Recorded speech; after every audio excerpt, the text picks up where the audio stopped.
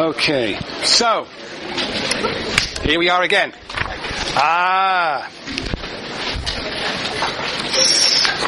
The story of our economy continues. What have you noticed is happening, Conrad? The shit is hitting the fan. Whose shit is hitting whose fan, Matthew? Morgan Stanley and Goldman Sachs have converted from investment banks to commercial banks. What does that mean? That means, which basically means they're more tightly regulated, so they can't make as risky investments they were doing with mortgage-backed securities and derivatives and currency. Maybe, but what's the big story what's happened in the last 2 days? What's the big story? Socialism for the rich. Where's that? Where's socialism for the rich? Here. Simeon, what's happened? Well, the very, very, very, very rich have had their debts bought out by the government. The very, very, very rich have had their debts bought out by the government to the tune of how many dollars? $700 billion. 700 billion, almost $1 trillion, right? That's about is estimated between $2,000 and $5,000 per family. Redistributed which way? Neil, what are you going to say about this? I actually didn't know that the CEOs of all these companies that are getting bought out are getting severance packages of multi-million dollars from the government bailout. Yes, that's right. There's actually, I saw a petition that came across perhaps some of your screens too. And actually the text of this is actually taken from a blog that was written by a Robert Reich, who some of you may know to be a professor here on campus in public policy. He was Secretary of Labor in the Clinton administration. Anyway, this is a petition that came from the blog. It's quite interesting. It's called No Blank Checks for Wall Street.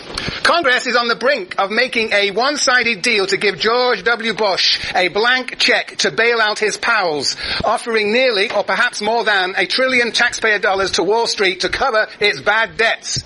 That works out to somewhere between $2,000 and $5,000 from every American family. So what do the taxpayers get in return? Nothing. No new regulation or oversight to help avoid the kind of crisis in the future. No public interest givebacks to help people whose homes are in the hands of the banks. Perhaps most shockingly of all, the taxpayers get absolutely no share in the profits if and when these finance giants bounce back, even though we are now assuming a great deal of the risk. This is worse than a bad deal. This isn't a deal at all.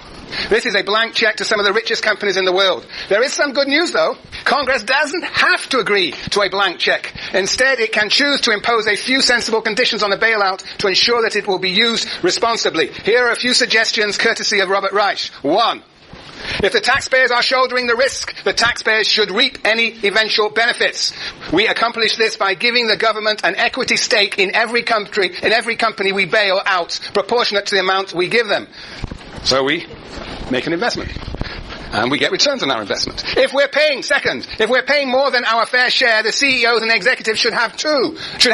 If we are paying more than our fair share, the CEOs and executives should have to too. All of the fat cats who get us into this mess should relinquish their stock options and salaries until they start showing us their investors that they can once again be profitable. Future salaries should be linked to profitability.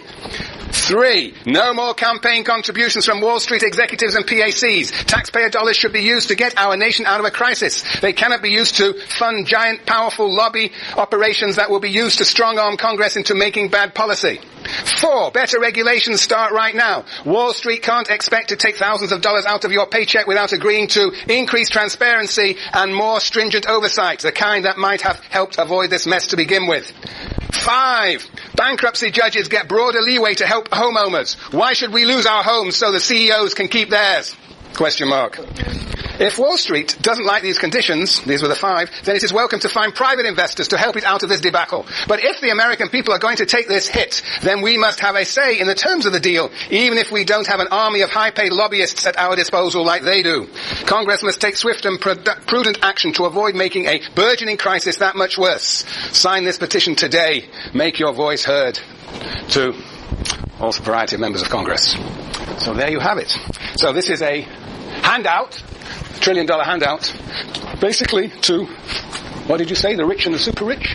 CEOs to get them out of the mess, and there is no control over the money. It's not like you're nationalizing companies or investing in companies. Basically, it's a bailout, a handout to the rich at the expense. There's a redistribution upwards. Well, Marx and Engels will have something to say about this. This is all in anticipation. Next week, we will figure out what this might mean. What this suggests, of course, is that, doesn't this government, it has always claimed to be in favor of the Smithian policy of what? Sort of free trade? Let the markets sort themselves out? And then suddenly, when they're in a mess, huge bailout. Seems to be sort of the antithesis of the sort of proclaimed vision and ideology of the government, this bailout. Interesting. Okay, any further thoughts? Should we sign a petition? Oh, I'll send in 101A. No, I won't. That will be bringing politics into the classroom, and I could get expelled for that. Yes, Josephine? I'm just wondering, if these companies were allowed to disintegrate and this money was not put in, how would that affect your average person, the people at home? Yes, well, that's an interesting question. If these companies really were to collapse, what would happen? Well, the claim is, of course we don't know what would happen because this has never happened really before. The claim is that the economy would disintegrate and the interdependencies upon which the existing economy rests would snap, and we would not be able to have an effectively functioning economy. That finance is the lubricant that makes it possible for us to produce things. And the money is of the essence of connecting the different parts in the sense of the division of labour. And without that, we would be back in a sort of an earlier period of history. We'd have to rebuild those connections from below. There will be a huge major economic crisis. So it may be necessary to have this regulation, but the question is whether you actually regulate the economy or whether you just hand money to those who are running the economy in the hope that they will then make things better. But their historical record doesn't suggest that they will do so. Yes, Katie. Yeah. I don't know. I feel like it smacks strongly of the Great Depression. Like, we survived that. Well, it didn't. Well, we did survive that. There was, of course, the Great Depression was indeed a Great Depression in which there was an enormous amount of poverty, and we didn't learn from it. We obviously didn't learn from it. Maybe this time we'll actually learn from it. Well, of course, what was characteristic, right? What was characteristic of the Great Depression and the response to it was a form of state regulation, not bailouts, but state regulation. All sets of new laws were introduced. This is a bailout. This is not regulating the economy, at least as it's presently formulated. We'll see what Congress does. Yes, no, of course, that's what everybody's thinking about. Is this going to be another depression? Now, this is not something to smile about. It was, in fact, on the one hand, it was for many people a period of great poverty and destitution. It was also a period of what? Of great struggle, in which the working class began. It was the formation of trade unions took off in that era, the 1930s, middle 1930s, because that was the only way the working class could defend itself. And so that might also happen in this sort of context. You never know. We social scientists are very bad at predicting what will happen. An economist, the worst of all, by the way. Never trust an economist. Okay, enough propaganda. But we should bear this in mind when we think about the alternatives to the existing order, the alternatives to capitalism. Are there alternatives? It's an interesting question that, of course, will be at the heart of our discussion today, because we're going to be talking about communism. Okay, but before we get there, I'm going to summarize, as is my wont. Right? Are you Jenny? Yes. Very good. Okay, I'm just checking. You people moving around on me. Okay, right, summaries. I got 4 points to make. Actually, it seems I got 5. 5 points to make. Let's see if I can do it in 8 minutes. First point, the 4 premises. I'm going to move past Smith now. 4 premises of all history. The first premise is that in order for there to be history, there have to be human beings. For there to be human beings, they must produce the means of their existence. For there to be history, there is change. That is, one need will lead to another need. That's the second premise of all history. There have to be successive generations of people. We have to have procreation that takes place in the context of, quote, the family. That's the third premise of all history. And then all these things, and this is the fourth premise of all history, all these things take place as human beings enter into social relations with one another. But essentially, production, procreation, the generation of new needs takes place as human beings relate to one another. So those are the 4 premises of all history. And out of that, Marx and Engels say comes what? Comes consciousness. And so, for example, on page 157, 158, which I omitted to read to you last time, which was a mistake on my part, because sometimes I don't look at my notes carefully enough. 157, I want to read to you here what Marx says about consciousness, because consciousness, of course, is the point of departure of whom? Of the Hegelians and the young Hegelians, the philosophers, the German ideologists. They place consciousness as the prime mover of history. For Marx and Engels, consciousness is the effect, the consequence of the 4 premises. Emerges once we have people entering into production, entering into relations as they transform. So I've just given you enough time to get to page 157. Are you all there? The last line on 157. Only now. Are you there? Are you there? Who's there at the back there? Who do I know? Where are you, Luma? You're always at the back. Luma, where are you? Luma, you're not. There you are. Ah, yes. Are you there, Luma? Can you read it out for me then?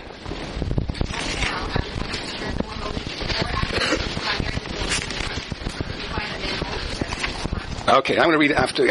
My voice really sort of ricochets around the room a bit more than yours. So, only now, after having considered these 4 moments, the 4 premises of all history, 4 aspects of the primary historical relationships, do we find that man also possesses consciousness. And now let's jump down to the 2, 4, 6, 7, 8 lines into that page 158. And the first form of consciousness is what? Is language.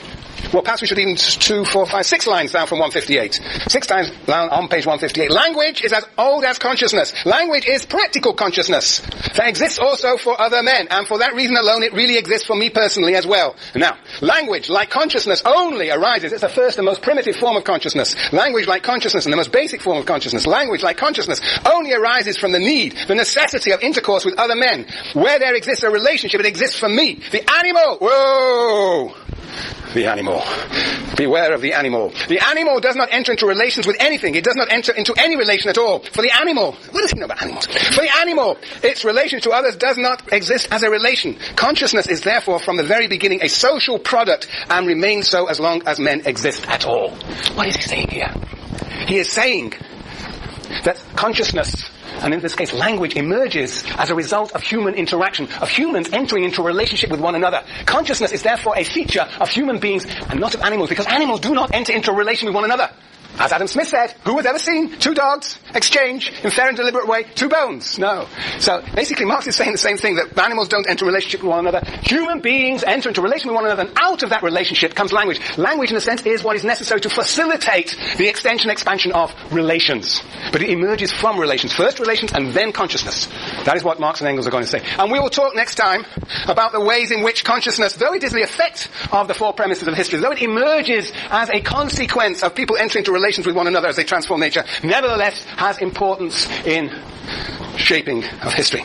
And so next time I want you to really struggle, because this is going to be towards the end now of our dealing with the German ideology next on Thursday. I want you to struggle with pages 163 to 175, which is where Marx and Engels talk about the place of consciousness in history. Tough word. If you get this, then you're really doing well. And you should be really now struggling with the German ideology. You should be really absorbing it, eating it up. Okay. So, alright, I know I spent a long time on that first point in my summary. Essentially, 4 premises of all history, and only out of those, once one has those 4 premises, once one acknowledges that men and women enter into social relations and they transform nature, only then can we talk about consciousness as the product of those social relations. So say Marx and Engels. Second point. Crucial point number 2. The division of labor for Marx and Engels has 2 components. It has a Smithian component. The Smithian component is the division of production. It is the relations of specialization and cooperation. It is the way we our capacity to transform nature. It is what Marx and Engels call the forces of production. That is the first dimension of the division of labor. The who does what with whom and how. Who does what with whom and how. That is the first Smithian dimension of the division of labor. The second dimension of the division of labor, what is the original contribution of Marx and Engels, is what they call the relations of production, as opposed to the forces of production. The relations of the production. That is the who gets what from whom and how. That is who owns the product. It is all about property relations. And sometimes we also talk about it in terms of who owns the surplus. How is the surplus appropriated and redistributed? Okay? So those are the 2 dimensions of the division of labor. The forces of production and the relations of production. The Smithian specialization on the one side, and what happens to the product, the division of the product on the other. And that is the crucial thing. You have to understand that Marx the difference between Marx and Engels on the one side and Smith on the other. So that's the second point. The third point.